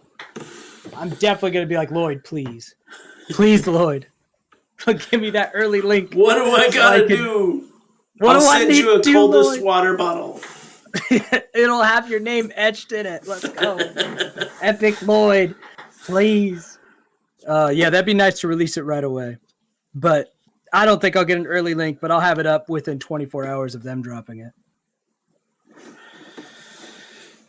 That's good. So somebody says Mrs. Skeem has her own channel, question mark? Well, every one of you does. Technically have your own channel, just so you know. But she has a channel that she uploads to every now and then. She's not a YouTuber. She just does like mom vlog sort of things, Mrs. Skeem style. Sometimes she sings on there, just like she'll record herself singing to We Skeem. Technically, you could see We Skeem's face on there just with a strong filter from when he was much younger. He's giggling on the bed. So yeah, if you want a somewhat of a peek into her private life, Mrs. Skeem's channel has that. Very infrequent uploads, but yeah, you can go to her channel for that. Awesome. So, with that, I know I said typically 45 minutes to an hour. We're about an hour and a half. You got my chatty ass box here, so you know what? It doesn't matter. I've gone 2 hours before.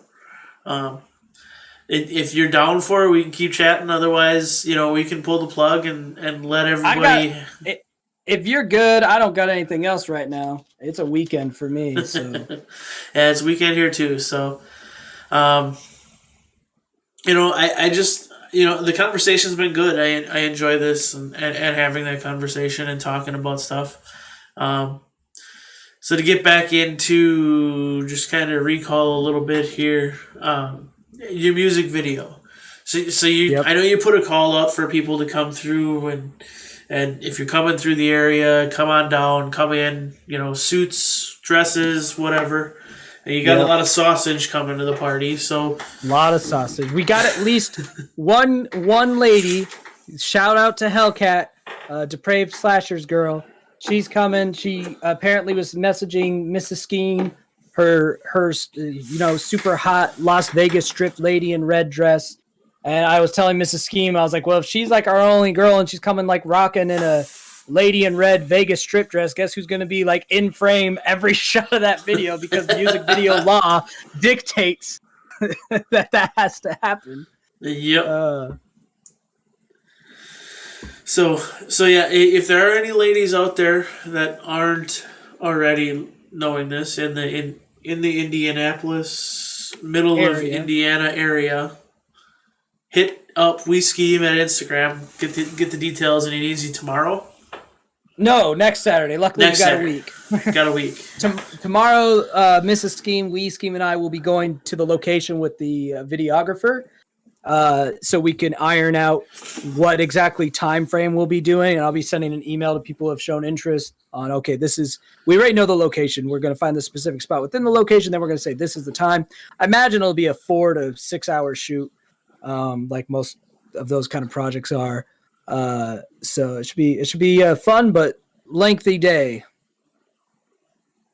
Excellent. So I don't think a lot of people understand how much actually goes into creating a music video and getting that all done. They'll get a preview of a little more of it because everyone getting that email is also going to get a copy of what's called, the treatment, which is like a screenplay without the pictures.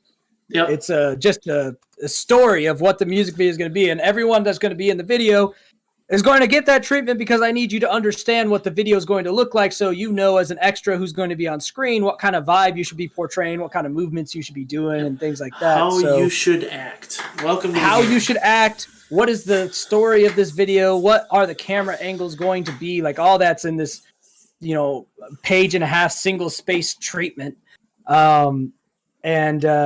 Yeah, there's a lot of planning that goes into it, right? I mean, it's going to be the video is probably when it's all said and done going to cost us between right around $1,300 to $1,500. I had to, buy some a new fold-up table and chairs to make a really rink-a-dink blackjack table, a felt top for it, and stuff like that. Obviously, we got to pay the videographer for the day. There's a lot that goes into it, and hopefully it'll be nice, though. I don't have any, quality music videos on this channel, right? They're all very much YouTube videos, and some guys like Luke Gahn and all of them have videographers they work with all the time, so all of their videos look A-list. I don't even know if this will be on that level, but at least will be on if someone new to the channel sees it, they'll think I'm a legit musician, because people on YouTube don't even listen to the music. They'll look at the video, and if it doesn't look high quality enough, they'll just click off, because it's like people feel so ashamed to listen to something that's not mainstream that if it doesn't look at a certain quality, like, oh no, I can't mess with this. This is amateur. So I'm just I could at least trick a few people into listening to my music if the video looks good. So that's another thing that'll be nice. Yeah, that's a really messed up thing, isn't it? You come to a channel to listen to music, to hear something, and the visuals throw you off. Yep, that happens a lot. That's why I do a lot of lyric videos, because people will usually be accepting of that. They're like, okay, that's fine. Yeah, it's the absolute opposite of what everybody in YouTube ever tells you. Don't worry about the video quality. The audio is what matters. That's horseshit. Absolute shit. Yeah. That works every now and then. But bro, if you want to get the normies, which is how you grow real fast, is the fucking normies, it needs to look good. Right. They don't understand that, these people are just doing this out of a basement. I mean, this studio 3 weeks ago, this office 3 weeks ago, didn't exist. I built this fucking thing from scratch. I'm in a basement with a lot of insulation because my son's room is about 4 feet that way. I can't do that. Yeah, and that's absolutely crazy. So I at least have the space that I did. The lighting sells it. The lighting is what sells the whole space. Right, and it's the gray walls. That's the trick. Neutral gray walls. Not white. Feel. Not white. Neutral gray walls. If you ever gonna look for lighting, white just looks like you're inside of a suburban home. Exactly. Neutral gray. Oh, how fancy. Yeah. So to get into a little bit of questions, ask you a little bit more. So, what is one of your favorite artists currently? Currently one of my favorite artists. I don't like favorites, but I guess they said one of my. Yeah. No, I would never say a favorite, just because I know that everybody has a different feeling at a different time. So one day I'm listening to Jelly Roll. The next day I'm listening to something from Ronnie Radke from back in 1990. Yeah, I'm really crazy with my music taste at a given time. I wish I listened to more music than I do right now. I don't listen to as much music as I usually used to. The irony of being in the music scene. I listen to music in reactions, but I don't always like what people want me to react to. I really liked what I heard from Baby Metal. I'm excited to react to them again, because I really fucking enjoyed that song, even though they said every song's going to be completely different, but I love that. So I'll be listening to Baby Metal pretty much every Monday. I think I'm going to be dropping a Baby Metal reaction. But artists that I'm into right now, I've just been on a kick of just listening to the stuff that I've always liked before. So I've been listening to some of Eminem's old stuff. 21 Pilots is a go-to for me. Bleak 182, Blue October. Those are some of my go-to artists. But I know Merkham's either is or just dropped an album, and I'm gonna definitely be peeping that, because I love Merkham's. I think he is one of the top 3 YouTube rappers, if you could call him that. Him, Lex Bratcher, and 100 Kufis for me are just a league of their own.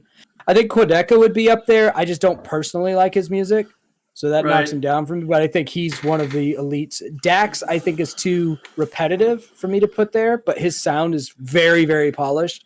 I think if Dax didn't always feel like the same thing over and over again, he would be my number one unquestionably because of his range.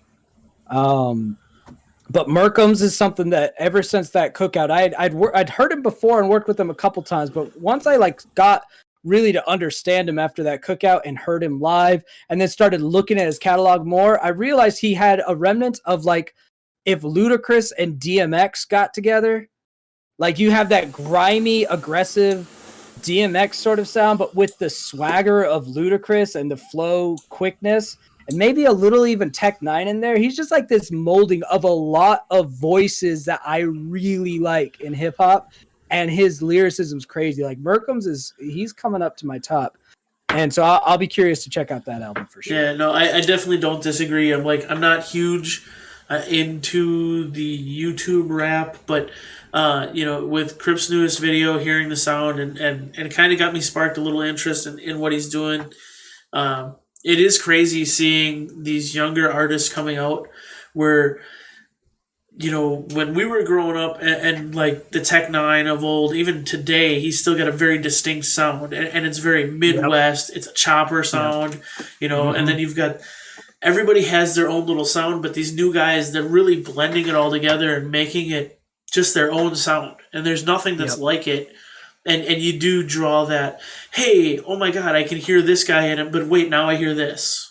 Yep. And it's really interesting to see that, and seeing how things are going in the future is definitely going to be an interesting thing. So, and since we've mentioned Tech Nine, something I always have to say when Tech Nine gets brought up, if Tech Nine isn't in your top 10 or somewhere close to your top 5 MCs of all time, I don't need to talk rap with you at that level. We can just shake hands and walk away. I don't even need to talk music with you.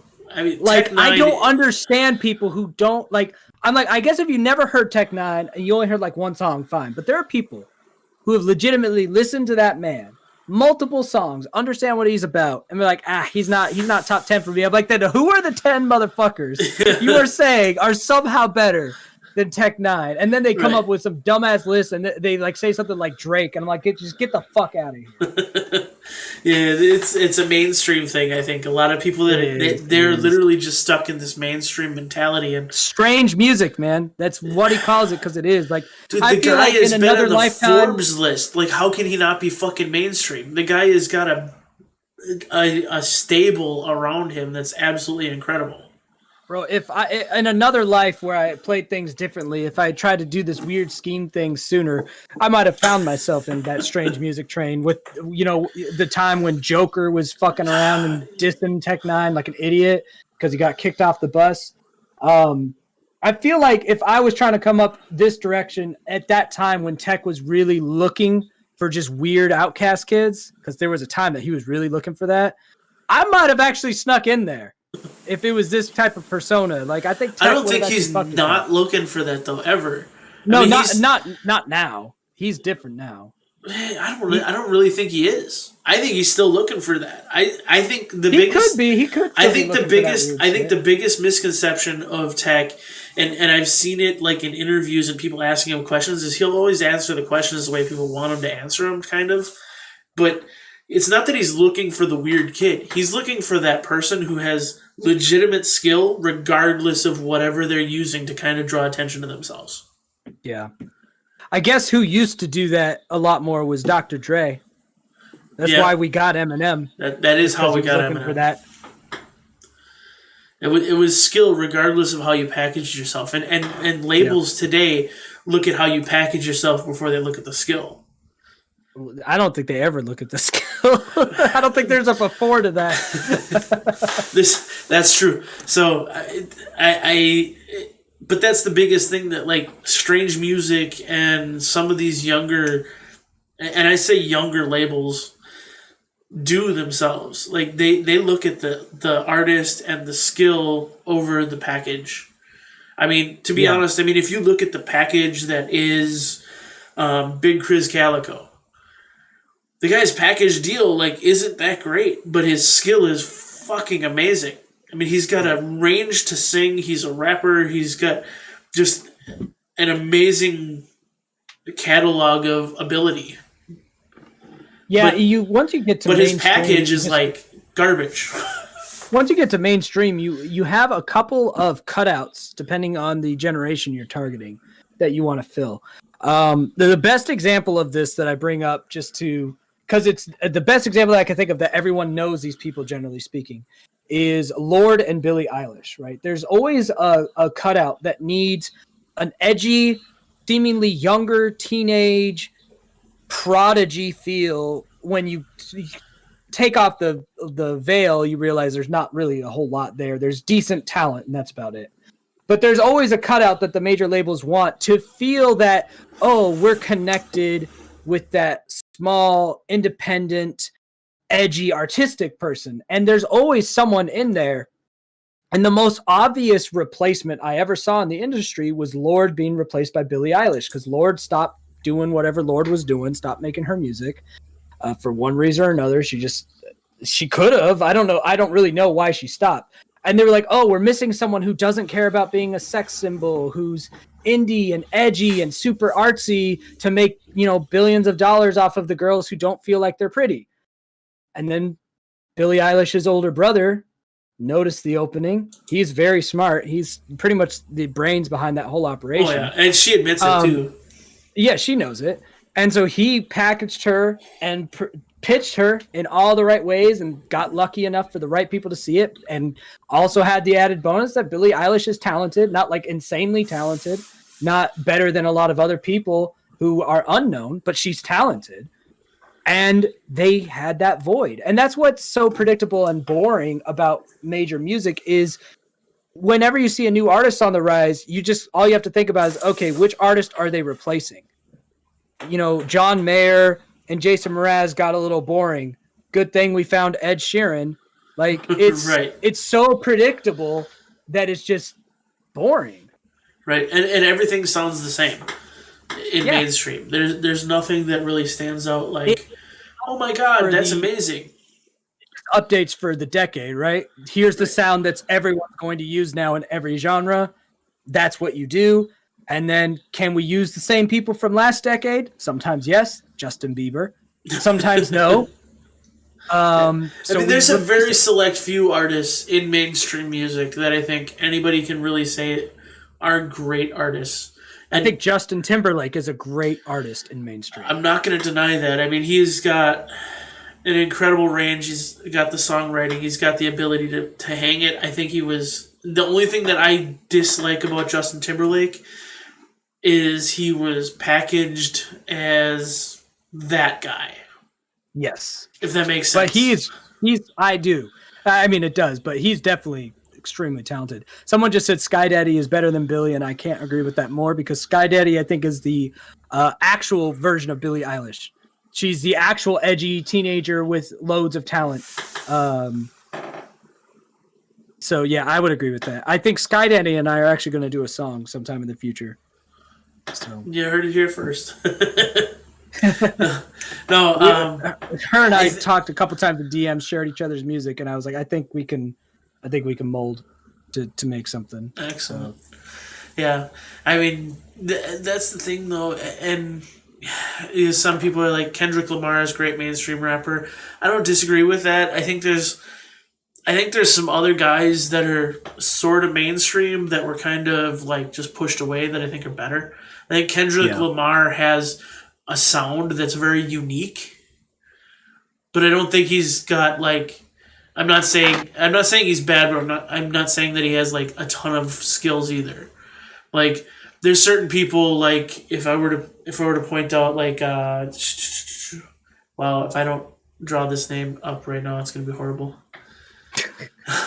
and I'm gonna completely miss on it.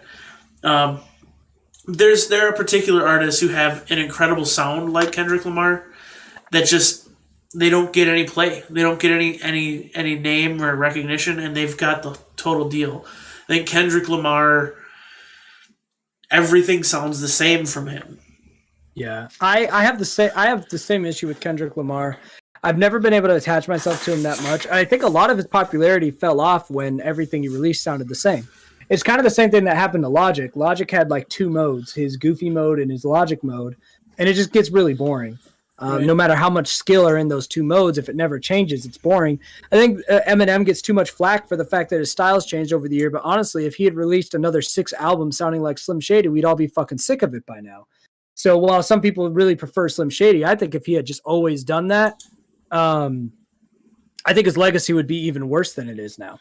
His best option for his legacy would have been to die young, like someone like Biggie or Tupac, and no one would have ever disputed anything. But eventually your style is going to have to change to keep interesting. But you know, it's tough because then people don't like you because your style changed. Right. You know, that's the thing is like you can't knock a guy for trying.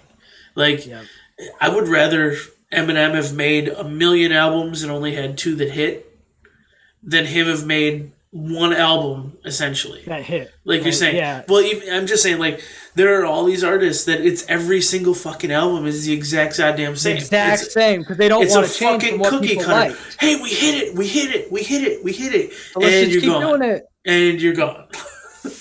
Another artist I never got into that I respect the hell out of talent, Kendrick Lamar's one. Another one is honestly Jay-Z. I never was able to attach myself to it.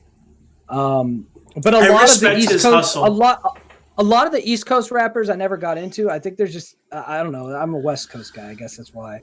Something about the flow and the style and the delivery.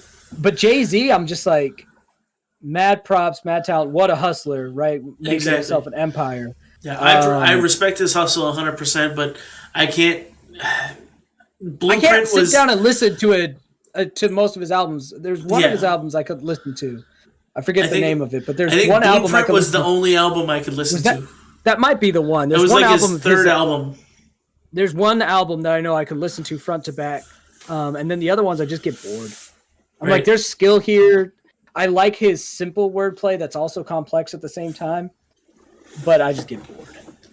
So, Dual Marrow wanted me to ask, or he asked if I would mind asking about big artists that you've had a chance to work with, but maybe have fell through for one reason or another. Me? Yeah. I don't think I've had something like super fall through. A lot of projects don't come together. So I don't know if that's what you mean by fall through, but I don't know about any like big artists, because usually big artists that you'd work with, there's going to, at my level, it means you're paying them, right? So that's not going to just fall through if you've paid them. So I don't know, some notable projects that have fallen apart. Freshie Canal and I were going to do a battle against each other, and that never really worked out. Let's see. I was in the talks with Joker at one point to do something with him. And I think that could still happen, but that's going to be more about the price wall again. Like, he's got the interest in working with me, generally speaking. But we're not in a level where I'm not going to be, paying the man big money to do it either. Right. It's not as much as I've seen him advertise on his websites and stuff, and we've actually had a couple of conversations, but that's kind of fallen through. It hasn't been something that's a huge interest to me, because his scene is closer to the Juggalo scene than where I enjoy rap anyway. So go ahead. That said, is something like Indie Amplify, and I know for not a lot of people here may have even checked it out, because it's like, to them, they're not the artists, they're not going to look at it. Yeah. I'm not an artist either, but I'm curious as to what people are always doing and how they're hustling, so I obviously looked at it. But is Indie Amplify and the whole crypt thing that he's got going on something that you're really looking forward to utilizing as these younger guys are coming in, as well as guys who've been around the scene for quite a while coming in? I think it's awesome. I'm on it as an artist right now. And the nice thing about that is now when people like hit me up for a feature who I don't know, I could just direct them to a website. Hey, do it through here. I love that. A lot less work for me. I think it's great. I could imagine myself utilizing it, but my music generally hasn't been about features a whole lot. I haven't been big on like, oh, look at this artist who's on my song, because I'm not a traditional rap artist where that means more. My music is music that oftentimes incorporates rap. But I could see myself using it if I really was like, you know what, this artist that I really like, I don't have a kind of relationship with them to just ask them to go on a song, but I know them, I really like them, I think they'd be good for the song. I would definitely use Indie Amplify for that. There's a lot of other stuff on there though, like the Spotify playlisting. I'm keeping an eye on because that can be big if you land on the right playlist. That's not a bot playlist, right? Right. It's a playlist that's authentic, that's screened, that people trust, and so they actually listen to the shit. Because it's hard to get on those playlists when you submit your music for editorial review on Spotify. Even if it's a good song, if you just get the wrong editor that doesn't like it that day, it's not going on. You could submit the same song to 10 different editors and get 10 different playlist results or no results. So I like that idea as well. I just think it's something good for the community at large. I think it's more beneficial. There's reaction stuff on there too. I think it's more beneficial for rappers than anything. I really think Indie Amplify is mostly geared towards rappers. That's why it's almost all rappers on there. The kind of production services they offer. I like that everything's there though. You need your song mastered. You need a beat. You need marketing. You need Spotify. You need some reaction channels to check this out. You need a feature. It's such a good idea. But I do think for me, it's not going to be as much utilized because I'm not a rapper. Right. But there's definitely some services, especially the playlisting, I will probably use. And I think Crypt doing it is such like a perfect representation of Crypt's mindset of he is all about this community, all about people around him, but also he's like, I got that business sense. Yeah, dude is absolutely crazy when it comes to the business. Like, I think it's an amazing thing, and not many people know. Like, dude's got his own LLC, running his shit, doing his own business, he's running it right, and that's what's going to take care of you. And that gets back to like earlier conversation with, making something of what you have outside of the platform. YouTube, you got to do that. You got to diversify, and Crypt is, for anybody who's not familiar with what he's done, regardless of whether you like his music or you like his reactions, he's absolutely amazing when it comes to the business side of things. And I think what impresses me the most about the way Crypt moves with business and YouTube is he always deliberately moves in a way that he propels people around him up with him to then continue. It's like self-generating energy, because when he propels everyone who's around him near his circles, then they in turn keep pushing him up because they're like, oh, I like being around this guy, both like emotionally and financially. This is a good guy to be around. And by always doing that, sometimes it's just by who he is and his nature. Sometimes it's by more deliberate action. By always having that sort of everyone around me is going to get a piece of this pie, he always gets better people around him, and he always grows. That's how he went from 30,000 to 1 million in a year. Right. When I found him, he was at about 15,000. He was less than half the size of my channel the first time I found him. The way he moves, the way he does stuff, obviously you got to get some help from YouTube, but he's got different talents in rap that I don't have that helped him. He's got different analytical views on things that I don't have that helped him. And his business sense and the way he pushes people up authentically, I'm not even that nice of a guy. Right. So he has so many things that when people act like he just got to where he was randomly, he got to be essentially the godfather of YouTube rap by mistake somehow. I'm like, no, if you've been following how this happened, the dude is consistent. And anyone who like says shit about Crypt or like gets all mad, like, yeah, you guys are just, I hate it because it's cliched, but you're just a fucking hater. Right. I know that's cliched. I don't disagree. That's what it is. It is 100%. I can't disagree with that. Like, I've never talked to him. I've never really had conversation with him, but you can tell just if you're being honest with who you are and how you evaluate people, you can tell the guy's a good dude. Yep. Like, he's constantly bringing people in, and he doesn't care what it means for him. If he can make somebody else do better, then that's the goal that he has for himself, because he wants to. And I may be completely off, but I don't think I am. I think he takes a lot of pride in bringing other people up a level. regardless of where it puts him. Okay, Crypt and I are very similar in a lot of ways, and this is one of those ways. I struggle to have authentic emotion to anything. Joy, energy, excitement doesn't usually work. One thing that works pretty well is humor, and other people laughing really drives me and things like that. So I do a lot of stuff more to make other people happy than myself, because in turn that makes me happy.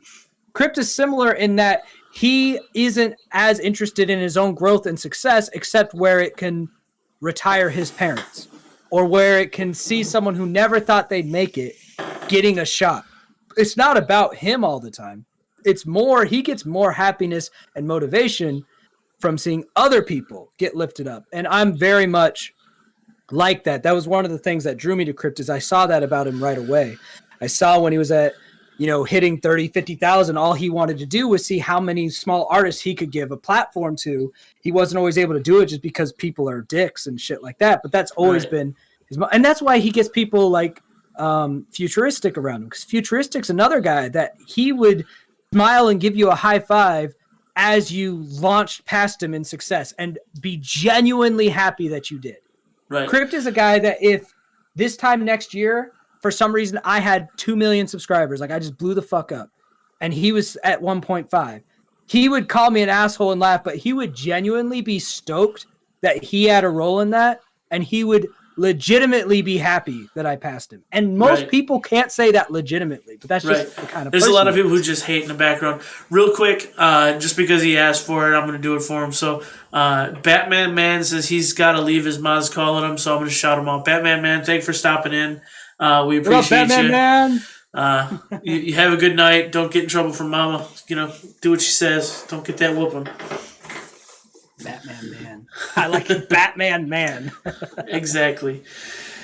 So, at that, it's 10 o'clock, 2 hours. I think we'll call it for the night. I absolutely appreciate your time. I think that I think this is an awesome conversation. This is fun. It definitely was a good time. So, thanks again for coming by. Thanks for stopping by. For everybody that's still hanging around in chat, I don't even know how many we got in here. I'll just run a real quick check, just because there's still 35 people watching. So I think you've definitely broken the record for us on that. So 35 3-year-olds watching all at once. Way to go, guys.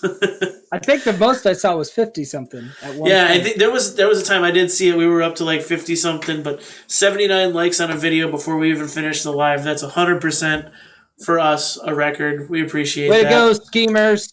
Way to show up and show support. Schemers did good. So, I do want to say thank you again for your time. I know that you're busy. You got other things you could do. You could be playing Among Us or whatever, killing orange fuckers all night. Hey, this sounded like a nice break from the monotony, and looks like the people in here really enjoyed it, so that's what matters. Yeah, so I appreciate it. They seem to enjoy it. And, anytime you ever need to spit anything out, just let me know. I'll throw some stuff on my Instagram. I don't have a huge following, but the following I have engages, so, Bro, I don't have a huge following on anything but YouTube either. I'm trying to fix it, but I know those feels. Yeah, so, I don't really care either, because like I said, if this thing burns itself to the ground, it burns itself to the ground. That's that for me, this is portable. End of the day, if it burns down on YouTube, I've got video hosting available on my freaking website, and I'll host it there. So there you go. Well, have a good night, man. I appreciate it. No, I appreciate it. I hope everybody else has a good night in chat. So go unalive some orange for everybody. I guess that's what I'm doing now. We've got to kill some orange. All right, people. Thanks for watching. Thanks, everybody. Have a great time. And we do this every Friday night, 8 p.m. Central Standard Time. So subscribe and turn on the bell so you could be here for when he's talking to other crazy people. Yeah, we got crazy fuckers coming in the future. I'm hoping for a lot bigger crazy fuckers, too, than myself, because nobody wants to listen to me. So I appreciate it. To one of the big guys like you, We Skeem, I appreciate it. Have a great night.